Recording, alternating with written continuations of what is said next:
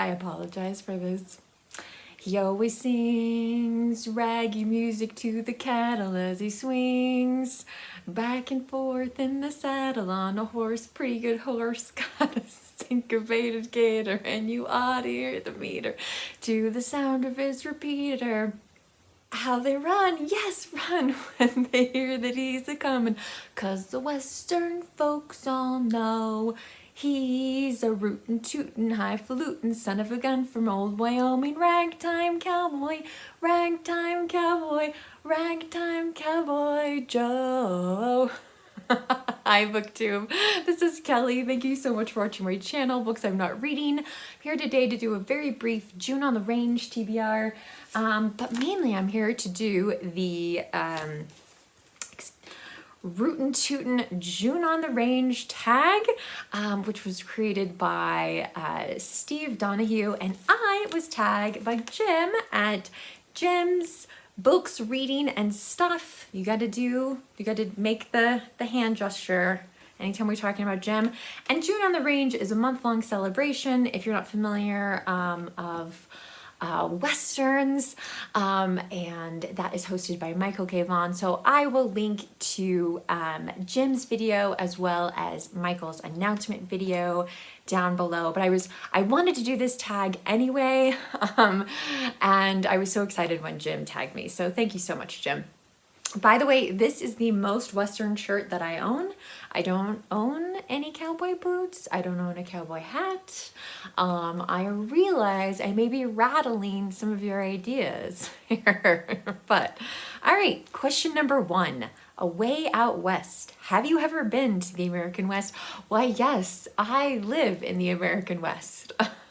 So, and I was a little surprised actually in Michael's announcement video. He was talking about like how, you know, Westerns used to be so popular, and I have to tell you, Michael, like the Western is still very much alive in the West.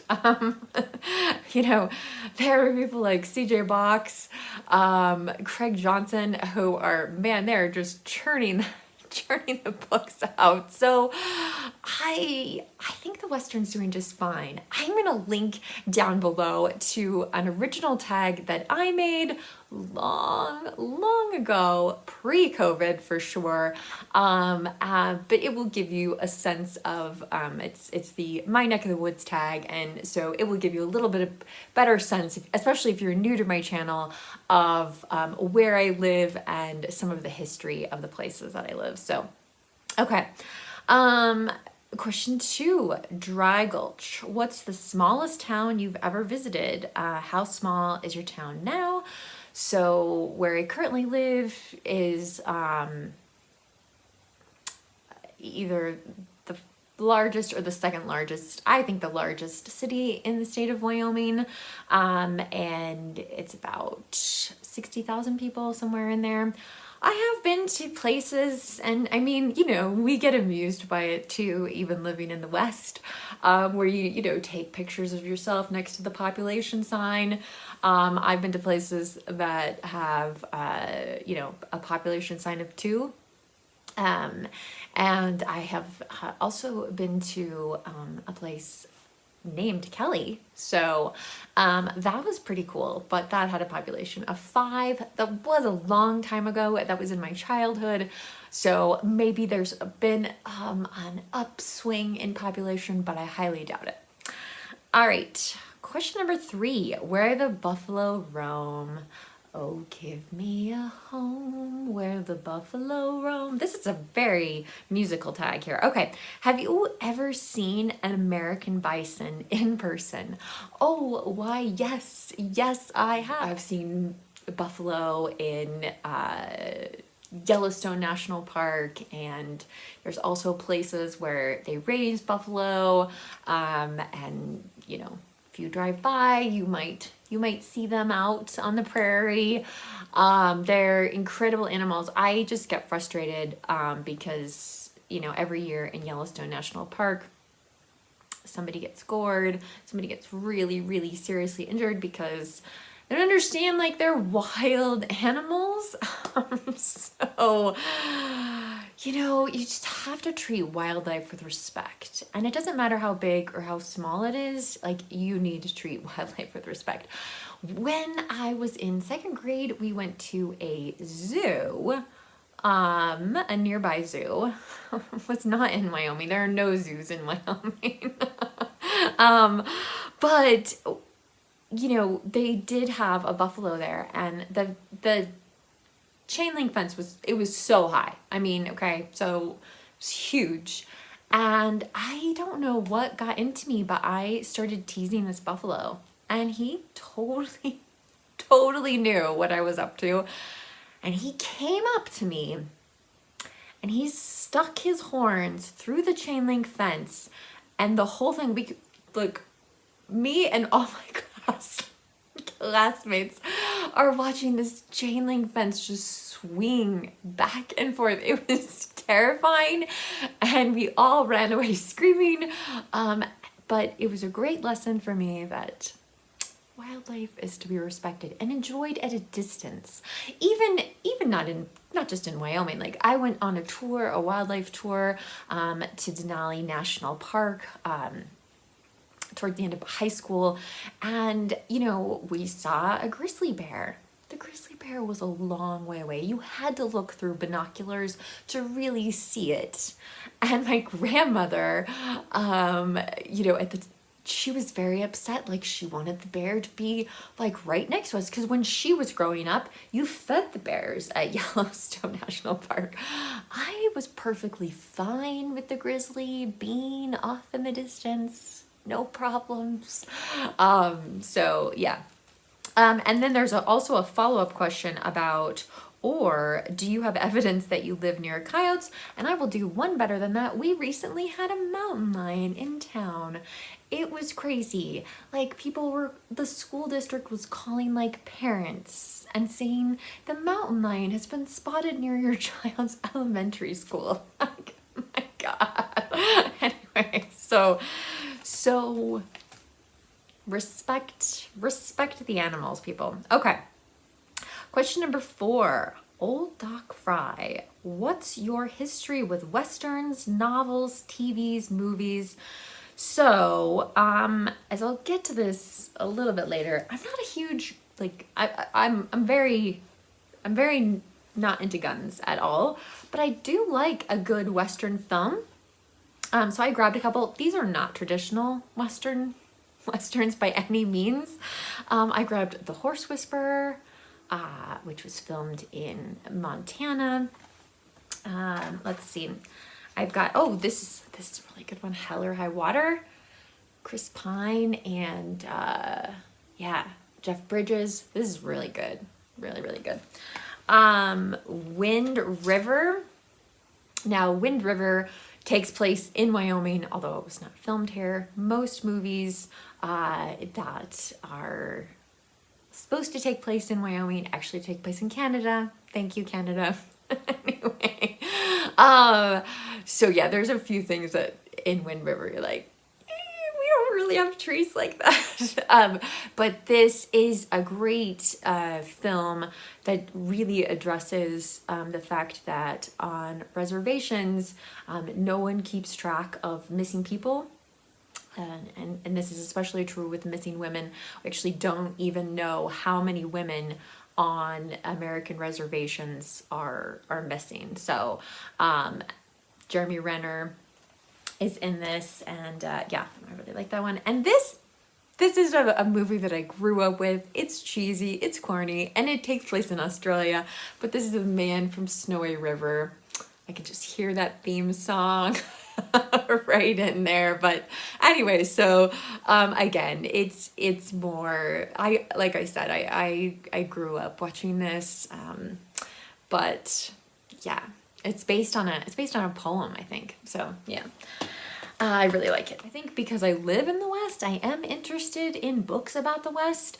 I wish June on the Range would incorporate nonfiction, because I think there's a lot of really, really great nonfiction about the West. Which brings me to my June on the Range TBR.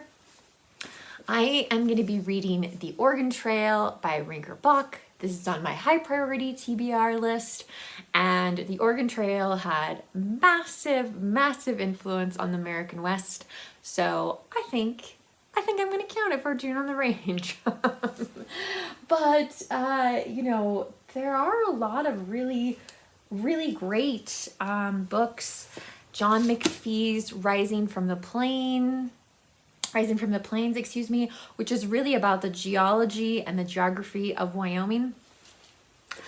The Big Burn, which addresses a historic forest fire that took place in Montana and Idaho. This is The Immortal Irishman by Timothy Egan, the Irish revolutionary who became an American hero. Thomas Francis Meagher. There's a statue of him in Montana.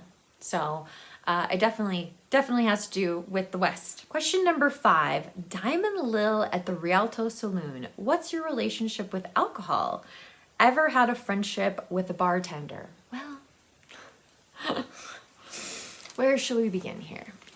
So I can't drink alcohol due to my epilepsy. I don't know whether it's the epilepsy or the medication I take to control epilepsy, but it gives me the worst headache, and it is instantaneous. It touches my tongue, and instantly it feels like someone is cutting my brain in half. So it's a very, very great incentive to not drink alcohol. I do, however, sadly live in a place where there are more bars and liquor stores than I can care to count. So of course I know people who work in liquor stores. I know people who own establishments that serve cocktails and, you know, all these different kinds of things. I also know people who are alcoholics in recovery. We have a giant facility here for people who want to attend Alcoholics Anonymous meetings and Narcotics Anonymous meetings. I can't believe how many people that facility serves. It's very, very sad. So I wish my community would not maybe grant quite so many liquor licenses. It's a little out of control. Okay. Question 6, the city slicker from back east. I guess that's Steve, I don't know. What do you consider the best Western you have ever read? I have more than one. So, up first is Owen Wister's The Virginian. I love this book. I need to read it again. Owen Wister actually wrote part of The Virginian in Wyoming, and it's just fantastic. Just a fantastic story. And I feel like some people consider this to be the first Western. Not 100% sure if that's true or not, but it is a great, great book. Truly. Like, even if Westerns aren't normally the kind of thing you read, The Virginian is definitely worth your time. Another favorite Western is the Pulitzer Prize winning novel by Larry McMurtry, Lonesome Dove. Yes, this is a huge book. I have known several people who have read this during my time on BookTube, and I've always tried to like send them pictures on Voxer of like, this is like, look at this. You know? Here's some like images to help you picture the setting, because it is very foreign to some people who have never visited the American West. Yeah, I've been caught. Jason and I were literally caught in a cattle drive with the real cowboys and cow dogs and cowgirls, and I mean the legit thing. But I was screaming the whole time because for some reason I was just sure that one of the cows was gonna like damage our car. I just was shrieking the entire time, but it was quite an experience. So anyway, Lonesome Dove is an amazing, epic novel. Definitely worth your time, even though I realize it's huge, but it's worth it. It's so worth it. And finally, while I don't like most of the stories in Annie Proulx's Close Range, Brokeback Mountain is what I consider to be maybe the best short story That's a Western. Question number 7, the man with a badge. Have you ever been in charge of other people? What's the most authority you've ever handled? Would you be good at it? I have managed people at work before. It did not go very well. I don't know if I would be good at it or not, because I really, so far signs don't point to it being good. But if I had someone who would actually teach me more about that, that would be helpful. Question 8, the Tombstone Kid. Have you ever fired a gun? Have you ever been a gun aficionado? Been shot? No, no, no. There are a lot of guns where I live, and I don't like it. Question 9, it ain't the bullet that gets you, it's the fall. How would you ideally like to cash in your chips? So I guess this is like, how do you want to go out? I mean, how do you want to die? Like, I'm not terribly worried about death, my own death. It's the death of other people that is much more concerning to me. So yeah, I mean, of course, I think most of us would like to die in our sleep, but yeah, so I don't know, that's kind of a morbid question for this event. So I'm gonna tag some kind of unorthodox people. I hope you'll forgive me. But I just thought I'd give it a shot here. So if you will. Okay, so I want to tag Sean the Book Maniac. I apologize if any of these people have already done this tag. So Sean the Book Maniac, Sterling Reads, because for some reason I feel like she has lived in the West at some point. I don't know. I get that vibe, but I could be wrong. Faith and Books. If nothing else, Faith, we can talk about the war that we are fighting against weeds, right? So I want to tag An Enthusiastic Reader, because I do think that she lives in Colorado, I think. So I want to tag her, and then I'd also like to tag Soggy Expat Book Nerd, who lives in Wales, but did at one time live in Colorado. So I think they might have some fascinating answers. Thank you guys so much for putting up with me, for watching this video.